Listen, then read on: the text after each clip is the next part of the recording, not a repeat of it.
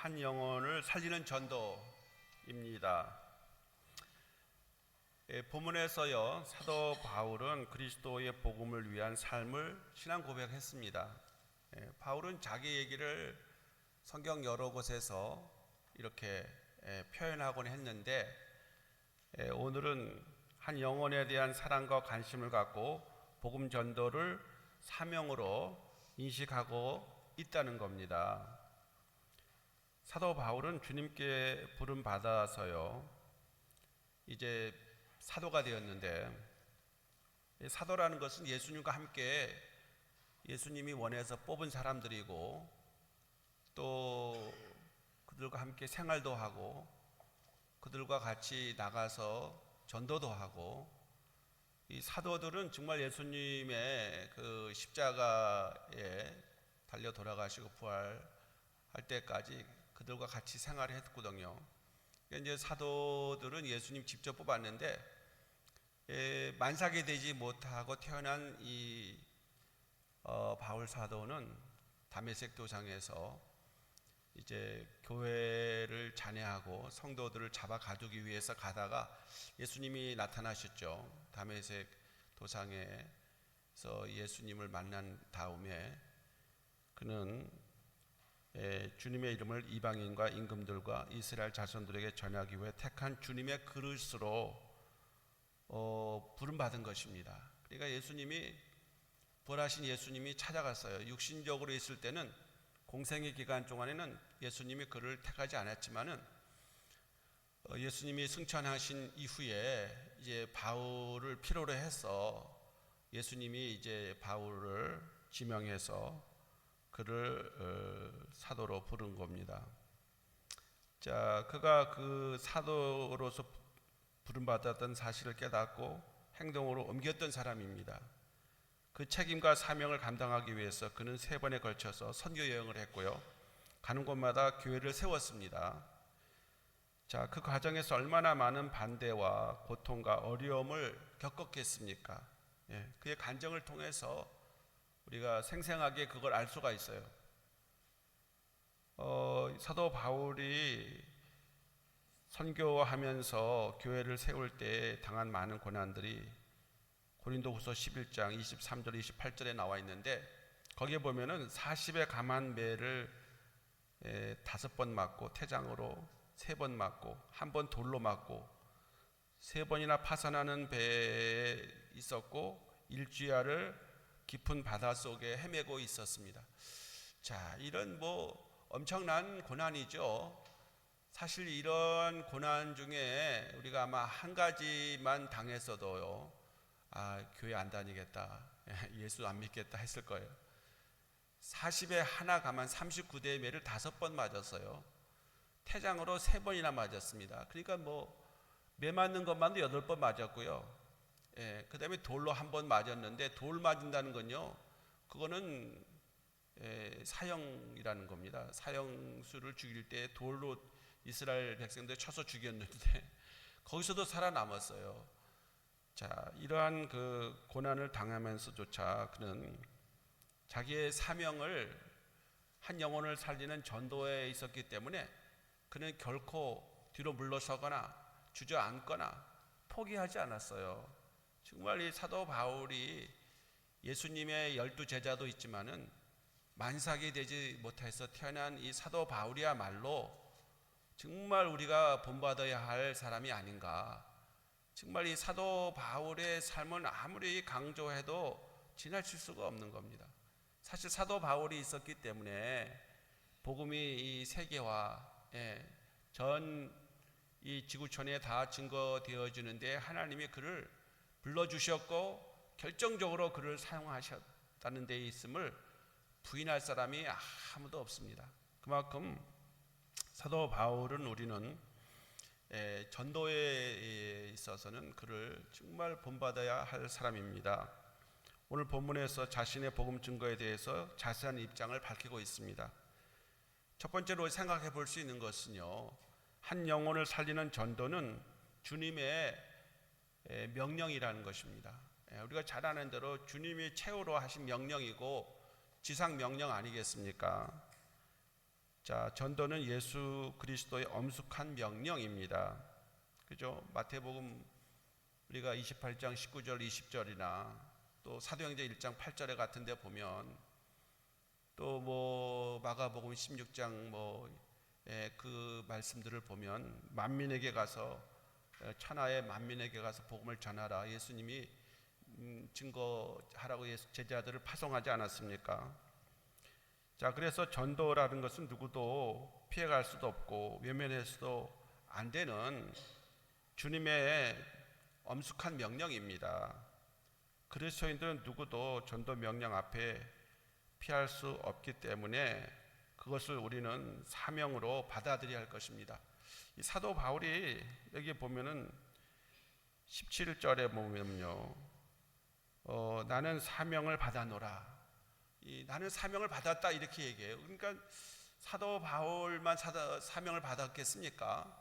여러분, 이게 굉장히 중요한 질문일 수 있는데 여러분도 한 분 한 분도 다 사명을 받았어요. 내가 할 일이 뭐냐 이라고 할 때 우리는 하나님이 이 땅에 보내실 때 사명이 있습니다. 우리가 어떤 농사를 짓는다든지 뭐 사업을 한다든지 또 어느 직장에 다니면서 크고 작은 일을 한다든지 하여간 자기가 하고픈 일을 세상에서 하고 산다 할지라도 우리는 사명을 받았습니다. 그 사명은 공통적으로 예수님이 우리에게 명령하신 대로 너는 모든 족속에 가서 제자 삼는 일을 하라는 거예요. 그렇기 때문에 사명을 우리 자신 한 사람 한 사람이 인식을 해야 됩니다. 자, 그러나 그 사명이 늘 즐거울 수만 있겠습니까? 사도 바울도 일찍이 다메섹 도상에서 예수 그리스도의 음성을 들었습니다. 그리고 사도가 되었는데 자신의 일생을 전폭적으로 들어가지고 복음 증거하는 일에 헌신한 인물입니다. 그가 전도하기 위해서 그는 결혼도 하지 않았습니다. 결혼하지 않았어요. 그러니까 자녀가 없겠죠. 아주 단촐하게 자유롭게 어디든지 다니려고 아내를 두지 않았어요. 또 그는요, 태풍에 시달리기도 했고요, 강한 매를 수없이 맞았고 돌에 맞았고 죽을 고비를 수도 없이 넘겼고 굶주림에 시달리기도 했습니다. 그러나 그는 그 일을 기쁘게 감당을 했습니다. 사도 바울이 전 유럽을 뛰어다녔고요, 배를 타고 항해한 거리를 따져보면 지구의 한 바퀴 정도는 돌았을 거다라고 말합니다. 사도 바울이 다닌 거리가 그 시대에 얼마나 교통이 불편하고 어디 간다는 게 용이하지 않은 그 시대에 사도 바울이 전도를 위해서 선교하는 데에 지구를 한 바퀴 정도 돌았다고 그렇게 얘기를 합니다.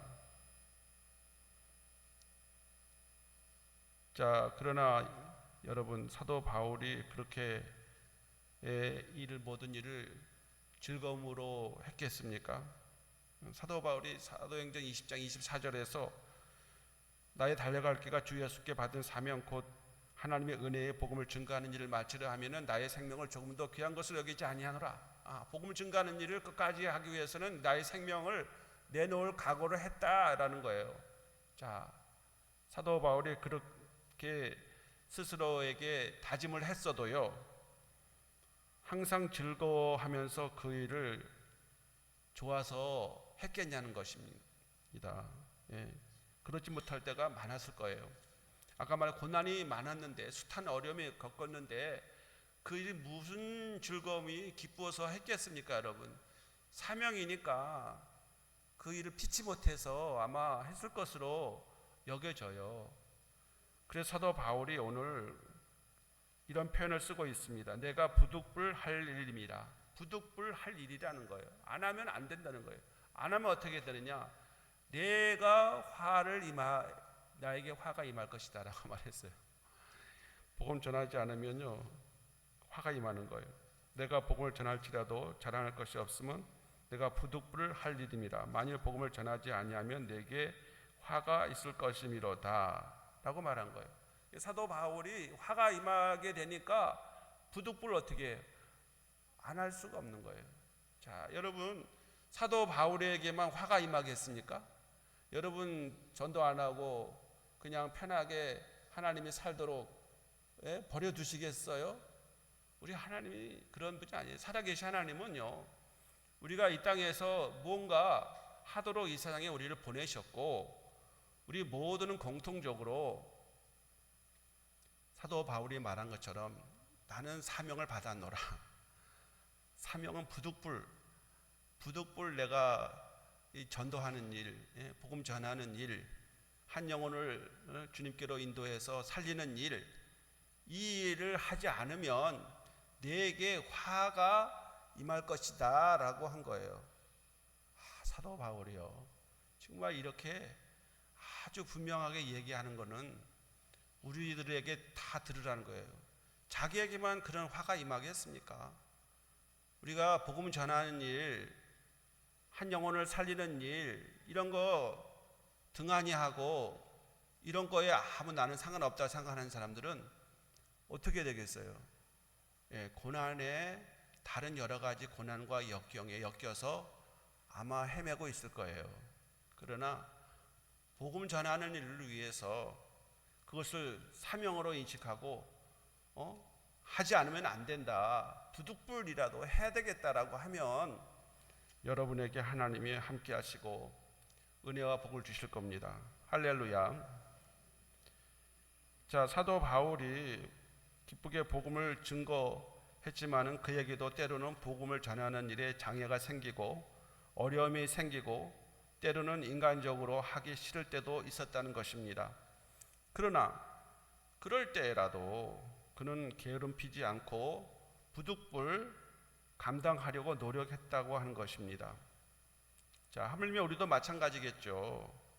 대부분 전도하고자 하면 많은 분들이 억지로 할 필요가 있겠느냐는 반문하는 분들이 계십니다.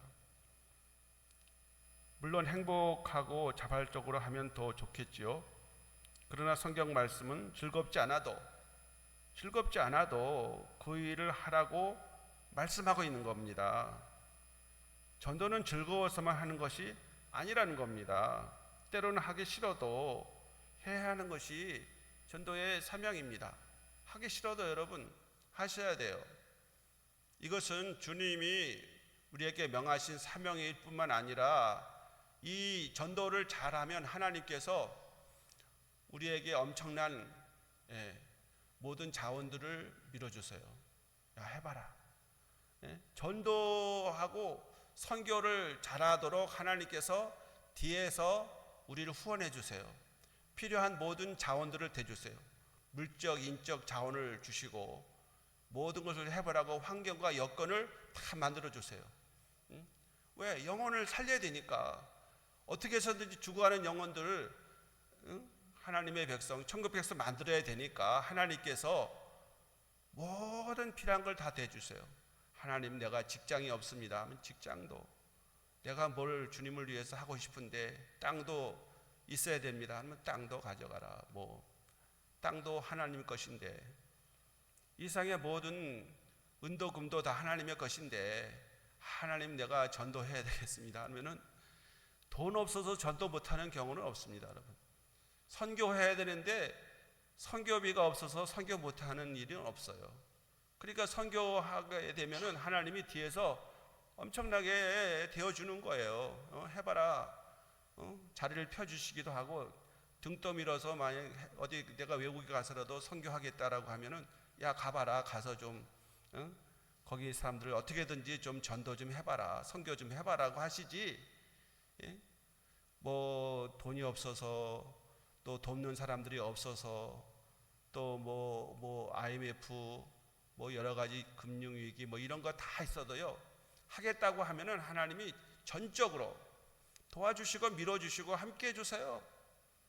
선교하는 사람, 내가 세상 끝날까지 너희와 함께 하시리라 하시니라. 리빙스턴이요, 딱 한마디 했어요. 그 숱한 리빙스턴이 전기를 읽어보면은 아프리카를 그분이 종단 한 분 아닙니까? 그래도 그분이 딱 한마디 했어요. 내가 그 사자에게 한쪽 팔이 물어 뜯겨가지고 덜덜덜 이렇게 걸려만 있었고 많은 죽음의 위경을 넘겼지만은 그 아프리카 선교의 아버지라고 할 수 있는 그 리빙스턴이 말이죠. 많은 사람 앞에서 고국에 가서 딱 한마디 했어요. 예수님이 나와 함께 하셨기 때문에 나는 아프리카에서 생활하는데 아무 부족함이 없었다. 내가 선교할 수 있었던 것은 우리 주님이 나와 함께 하셨기 때문이다라고 딱 한마디 했어요. 그 위에 무슨 말이 더 필요하겠습니까, 여러분? 때로는 우리가 하기 싫어도 피해가고 싶어도 할 수밖에 없는 것이 사명인 전도입니다. 그것이 바로 사도 바울이 한 고백입니다. 예수님이 십자가를 지고 골고다에 오를 때에 예수님의 너무 체력이 많이 소모되어서 그 십자가를 지고 골고다 언덕에 오를 수가 없었습니다. 쓰러졌습니다. 그 무거운 십자가에 짓눌렸습니다. 자, 그 옆에 구레네 시몬이 서 있었는데 로마 병정이 더 이상 십자가를 지고 갈 수 없는 예수님을 비키게 하고요. 그 옆에 서 있었던 구레네 시몬에게 십자가를 대신 지고 가게 했어요. 자, 시몬은 구경하다가 피를 얼룩진 십자가를 억지로 지고 골고다 언덕까지 올라갔습니다. 자, 그리고 그 십자가를 세워놓고 예수님이 그 십자가 달렸죠. 시몬은 억지로 십자가를 지고 갔지만은 그것이 그의 생에 놀라운 축복이 되었습니다. 예수 그리스도를 영접하는 계기가 되었습니다. 그의 가정이 변했어요. 물론 그 자신도 구원받았고 교회사에 구레네 시몬의 이름이 소개되고 있어요. 사도 바울이 이 구레네 시몬의 아내를 나의 어머니라 그랬어요. 그리고 그 자녀의 이름이 나와 알렉산더 루포, 로마서에 나옵니다. 알렉산더 루포 어머니는 나의 어머니다 그랬어요. 자, 그건 뭐예요? 구레네 시몬의 아내가 사도 바울의 어머니와 같은 분이 됐다는 거예요. 그러니까 그 가문이 초대교회에 있어서 얼마나 알려진, 정말 예수님의 십자가를 억지로라 대신 지고 갔기 때문에 구레네 시몬의 가정이 엄청난 하나님의 사랑과 은혜 받은 거 아닙니까, 여러분? 그래서 억지로라도 십자가를 지는 것이 놀라운 축복이 된다는 사실을 아셔야 합니다. 전도 역시 여러분 너무나 잘 전도가 되지 않습니다. 힘들고 어렵고, 누가 뭐 예수 믿으라고 해서 예수 믿는 시대입니까 지금? 그래도 때를 어떤지 못 어떤지, 듣든지 아니 듣든지 전도해야 돼요, 여러분. 전도해서 들으면 다행이고 안 들으면 우리는 뭡니까? 책임을 다하는 것이에요. 우리 하나님께서 우리에게 책임을 묻지 않습니다. 너는 할 만큼 했다. 하나님이 우리를 그렇게 사랑하고 인정하지 않겠습니까? 사도 바울처럼 부득불 할 일입니다. 억지로라도 힘들어도 여러분과 제가 올해 한 영혼을 살리는 데에 최선과 또 모든 노력을 다 경주하는 복된 한 해, 사명을 감당하는 한 해가 될 수 있기를 축복합니다. 자, 그리고 사명을 감당하기 위해서는요, 한 영혼을 사랑하며 그들을 살리기 위한 사명을 감당할 때에 중요한 것은 그들의 종이 되어야 한다는 거예요. 사람의 종이 되라는 겁니다. 그 말씀이 19절에 있습니다. 자, 19절 다 같이 한번 읽어볼까요? 시작. 내가 모든 사람에게서 자유로우나 스스로 모든 사람에게 종이 된 것은 더 많은 사람을 얻고자 함이라. 모든 사람의 종이 되라는 겁니다. 이 땅에 오신 예수님의 사명은 무엇입니까? 우리 모두가 고백한 대로 우리를 구원하시기 위해서 예수님께서는 하나님의 아들이라는 신분과 권리를 모두 포기하고 낮고 천한 이 땅에 내려오셨습니다. 자, 그리고 죄의 종이라는 멍에 때문에 죽을 수밖에 없는 우리를 구원하시고 참 자유를 주시기 위해서 스스로 죄인이 되셔서 십자가의 고난을 살게 받으셨습니다. 우리의 죄를 속죄하시기 위해서 예수님이 십자가에서 피 흘려 죽으신 거 아닙니까? 그 말씀이 빌립보서 2장 6절로 8절에 소개되고 있습니다. 그는 근본 하나님의 본체이시나 하나님과 동등됨을 취할 것으로 여기지 아니하시고 오히려 자기를 비어 종의 형체를 가지사 사람들과 같이 되셨고 사람의 모양을 나타나사 자기를 낮추시고 죽기까지 복종하셨으니 그 십자가에 죽으심이라. 자, 예수님이 자기를 비어 종의 형체를 가지셨다는 거예요. 케노시스, 자기를 비어 자기의 영광스러운 하늘 보좌 그거를 포기하시고 낮고 천한 이 세상에 종의 형체로 오셔서 섬기셨던, 그리고 마지막에 자기 목숨을 우리를 위해서 피 흘려 죽으심으로 대속의 희생제물이 되신 겁니다. 우리가 아는데 예수님은 하나님의 본체이시고 동등되는 하나님이십니다. 그럼에도 종의 모습으로 이 세상에 오셔서 이 땅의 영혼들을 섬기시고 마지막에 자신 목숨을 대속물로 주셨습니다. 십자가 위에서 희생을 되셨습니다. 우리 주님을 종으로 이렇게 사신 분이기 때문에 우리에게 본을 보여주신 거 아닙니까? 자, 이 성도들이 종으로 살아야 함을 누가복음 17장에서 말하고 있어요.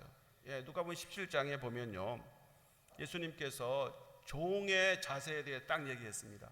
너희가 밭에 가서 일 많이 하고 또 이제 수고 많이 하고 집에 들어와서 종이 또 주인의 먹을 밥상을 차려놓는 거예요. 밥상을 차려드리고 종은 어떻게 해요? 그 밑에서 종이 주인이 밥을 다 먹은 다음에 그 밑에서 마음 남으면 또 먹겠죠. 자, 종이 그렇게 했다고 해서 주인이 그 종에게 살해하겠습니까? 잘했다, 수고했다 이런 말을 할지 모르겠어요. 그때 예수님이 종의 자세를 누가복음 17장 9절로 10절에서 말하고 있어요. 행한 대로 하였다고 종에게 살해하겠느냐? 이와 같이 너희도 명령받은 것을 다 행한 후에 이르기를 우리는 무익한 종이라. 우리는 무익한 종이라. 우리가 하여야 할 일을 한 것뿐이라 할지니라. 요즘에 그 날기새 하시는 그 김동호 목사님이 자기 은사 같은 그 임택진 목사님에 대한 얘기를 해요. 그분이 임택진 목사라고 말 안 하는데 영등포 중앙교회에서 거기서 교육전도사, 전도사, 부목사까지 하면서 임택진 목사님의 그 영향을 받은 분입니다. 임택진 목사님은 제가 앞에 섬겼던 토평교회에서 피난 와서 피난민교회에서 목사 한 수 받은 분이에요. 그분이 임택진 목사님 총회장도 지내신 분인데 그분이 자기가 65세에 은퇴할 때 딱 한마디 하고 은퇴했다는 거예요. 이 본문에 지금 누가복음 17장 9절로 10절 이 말을 하고 은퇴 딱 했다는 거예요. 이 무익한 종은 이제 물러갑니다 라고 은퇴사를 아무것도 안 했대. 근데 그것도 자기에게 충격이었다는 거예요. 장황하게 자기가 은퇴식을 할 때 여러 가지 말을 많이 했으면은 다 잊어버렸을 텐데 자기에게 지대한 영향을 끼쳤던 그 목사님, 임택진 목사님이 이제 이 불초 무익한 종은 할 일을 다 했으니 물러갑니다 라고 끝냈다는 거예요. 그 얘기를 며칠 동안 하더라고요. 제가. 근데 임택진 목사님 옆에서 제가 지켜봤습니다. 제가 그분 모셔가지고 임직식에 설교도 하시게 하고, 제가 토평교회에서 만들 때 거기에 설교문도 달라고 해서 설교문도 싣고, 그분이 매년 밀감 보내면 밀감값으로 10만 원씩 보내주고, 그분이 딱 한마디 했다는 거예요. 나는 무익한 종이기 때문에 이제 할 일을 다 했으니 물러갑니다 라고 그냥 끝냈다는 거예요. 아무 얘기도 안 했다는 겁니다. 그러니 얼마나 존경이 되겠습니까, 여러분? 이것은 바로 예수님의 모습입니다. 자원화해서 우리가 종이 되어야 하는데, 사도 바울이 자기의 정체성에 대해서 사도 바울은 나는 예수 그리스도의 종이다, 항상 그 일을 자랑 삼아 얘기했어요. 자기가 종이 스스로 자원해서 된 거죠. 누가 너 종 되라, 섬겨라, 누가 그런 요구를 한 사람은 아무도 없어요. 그럼에도 불구하고 내가 그리스도 안에서 자유인이나 내 스스로 예수님의 종이 되어가지고 왕이신 예수님을 내가 끝까지 섬기겠습니다라고 그렇게 자기의 정체성을 인정하고 그렇게 살았던 사람이 바울이라는 겁니다, 여러분. 우리는 많은 권리를 주장할 수가 있습니다. 그러나 권리를 주장하기보다는 우리는 그것을 해야 할 줄 알아야 되겠어요. 의무에는 충실하면서 우리가 권리를 포기하는 것은 종의 자세입니다. 주님을 위해서라면 그까지 권리 포기할 수 있지 않겠습니까? 우리나라에 와서 복음을 전하는 선교사님들은 먼저 자기 나라인 미국이나 호주, 캐나다 이러한 영국에서 얼마나 넉넉하게 잘 살 수 있는 분이었음에도 불구하고 또 공부도 많이 하신 분들인데 우리나라에 들어와서 100년 전에 병으로 죽고 자식 잃고 아내를 잃고 선교의 가시밭길을 걸어갔습니다. 그들은 스스로 자유를 버리고 종된 모습으로 섬겼기에 가능한 것입니다.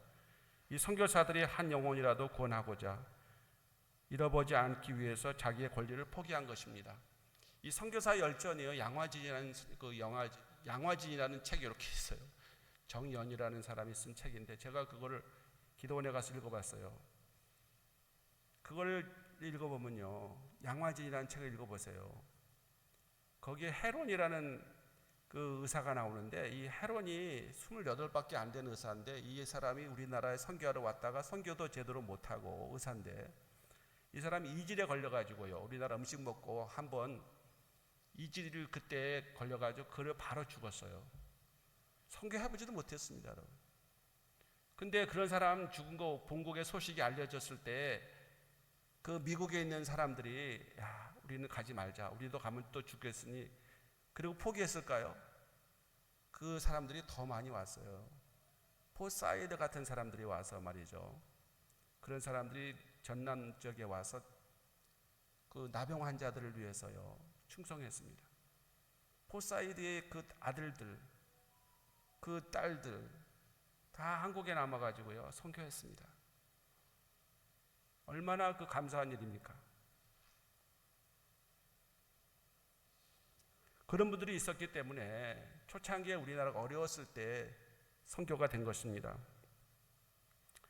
이 황희정승 얘기하고 마치겠는데요, 황희정승 집에 어느 날 귀한 손님이 찾아오게 되었어요. 이 종들이 상을 준비해야 되느냐는 의견이 분분했어요. 어떤 종은 종이 이제 그 황희정승에게 말을 합니다. 먼 길에서 왔으니까 배가 고플 때니까 빨리 따뜻한 밥을 만들어서 대접을 합시다. 그렇게 말하는 종이 있는가 하면 집안이 어지러워졌으니까 청소부터 하자고 하는 것입니다. 근데 이 종들이 그러면 어느 쪽이든지 하면 되는데 싸우는 거예요. 그러면서 황희정승에 가서 물어봐요.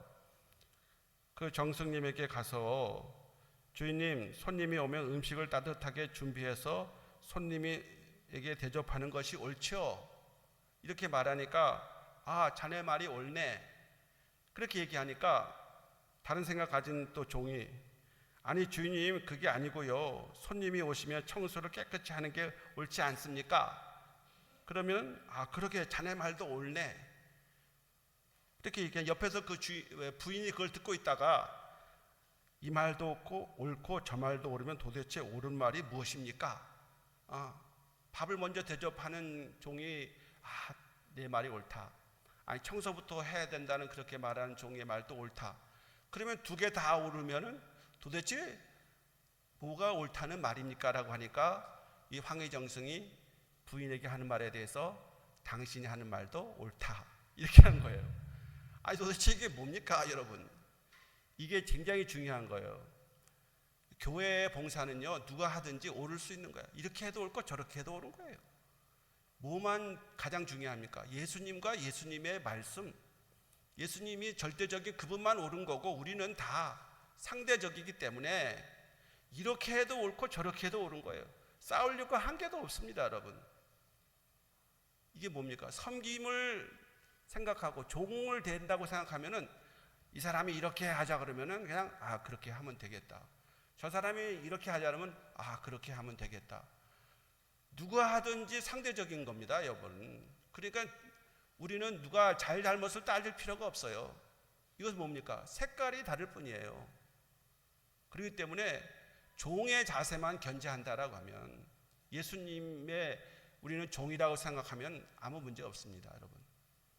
제가 이런 기도를 해요. 사실은 어떤 기도냐, 삼일체 기도가 제가 제일 좋아하는 기도인데, 우리 교회를 위해 기도할 때 하나님 우리 교회는 주님이 기뻐하시는 거룩한 교회 되게 해주세요. 하나님이 기뻐하시는 거룩한 교회, 예수님이 주인 되는 교회, 이 성령님이 생생을 흘려보내는 이 성령 충만한 교회, 삼일체 기도 제가 하는데 그 뭡니까? 우리는 그 밑에 주님의 종으로 시키면 시킨 대로 하면 되는 거예요.